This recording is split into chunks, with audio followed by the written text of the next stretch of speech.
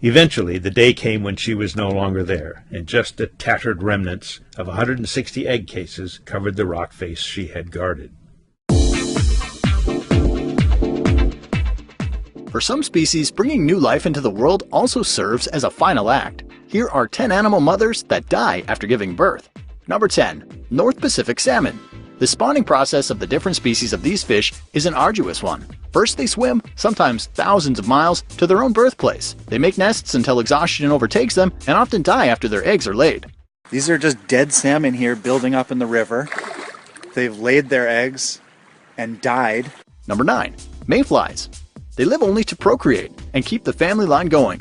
After spending a year developing, the flies venture into the world and survive for only one day. They spend the whole time finding a mate and laying eggs.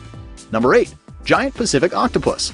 Possibly the most dedicated procreator of all time, octopus moms lay eggs in special caves and then stay there for months on end until the babies emerge. During that time, they don't eat or move and thus waste away.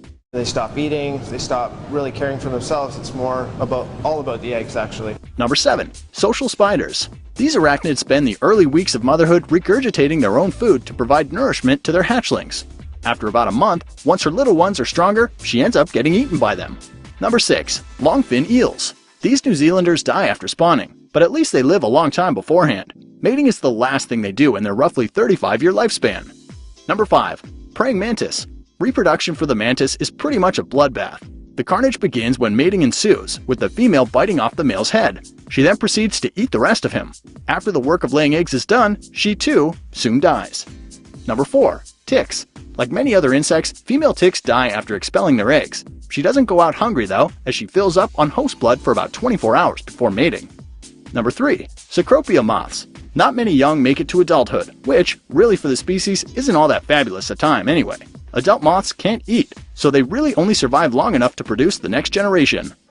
Number 2. Labord's chameleon. These lizards only live for about 5 months after hatching. During that time, they grow rapidly into adulthood, mate, and then die shortly after, succumbing to the harsh conditions of Madagascar's dry season.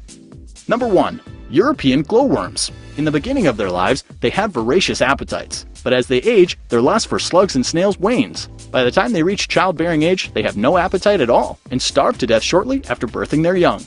Which of nature's mothers do you think has the most punishing reproductive life?